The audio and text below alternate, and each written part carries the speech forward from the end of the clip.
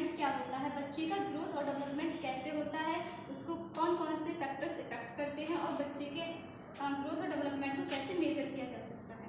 तो सबसे पहले हम बताते हैं ग्रोथ होती क्या है। तो ग्रोथ का अर्थ होता है शरीर के आकार, उसकी हाइट, उसके वेट और उसके साइज में वृद्धि होना, जो एक फिजिकल चेंज होता है और जिसे मेजर किया जा सकता है। उसके बाद आता है डेवलपमेंट।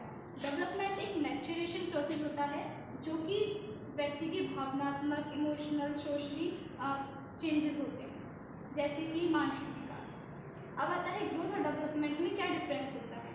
तो सबसे पहले ग्रोथ होती है, जो ग्रोथ को हम क्वांटिटेटिव चेंज कहते हैं।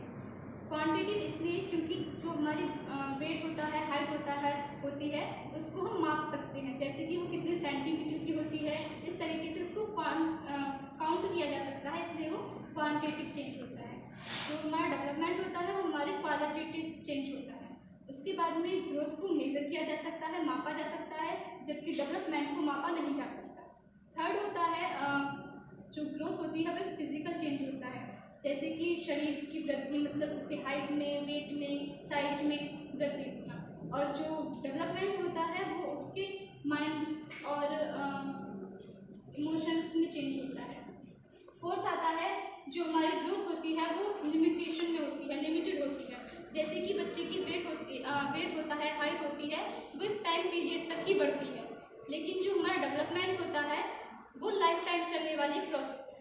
उसके बाद में आता है हमारे डेवलपमेंट और ग्रोथ को क्या फैक्टर्स अफेक्ट करते हैं। सबसे फर्स्ट आता है सेक्स।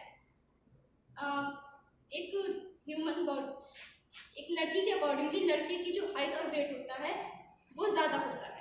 सेकंड आता है पेरेंट्स नेचर, कि बच्चे के पेरेंट्स का क्या नेचर रहा है, उसके अकॉर्डिंगली बच्चे की ग्रोथ और डेवलपमेंट प्रभावित होते हैं। थर्ड आता है हमारा एनवायरनमेंट, बच्चे का जो पोषण है, बच्चे की जो वृद्धि है वो किस एनवायरनमेंट में हो रही है, तो हमारा एनवायरनमेंट इफेक्ट करता है बच्चे की ग्रोथ और डेवलपमेंट को। उसके बाद आता है न्यूट्रिशन, पोषण, बच्चे को किस प्रकार का पोषण मिल रहा है। अगर अच्छा पोषण मिलेगा तो उसका अच्छे से वृद्धि और विकास होगी, और सही से नहीं मिलेगा तो उसको सही से उसकी वृद्धि और विकास रुक जाती है। उसके बाद आती है हमारे हार्मोन्स, बच्चे के हार्मोन सबसे ज़्यादा इफेक्ट करते हैं उससे ग्रोथ और डेवलपमेंट को। उसके बाद आता है एक्सरसाइज, अगर जैसे बच्चा डेली एक्सरसाइज करता है, व्यायाम करता है, तो उसकी ग्रोथ और डेवलपमेंट बहुत अच्छे से होती है, और अगर नहीं करता है तो उसकी ग्रोथ और डेवलपमेंट रुक जाती है, नहीं हो पाती सही से। अब हम देखते हैं कि ग्रोथ और डेवलपमेंट को कैसे मेजर किया जा सकता है, किन किन चीज़ों के द्वारा हम देख सकते हैं कि उसकी ग्रोथ हो रही है या नहीं।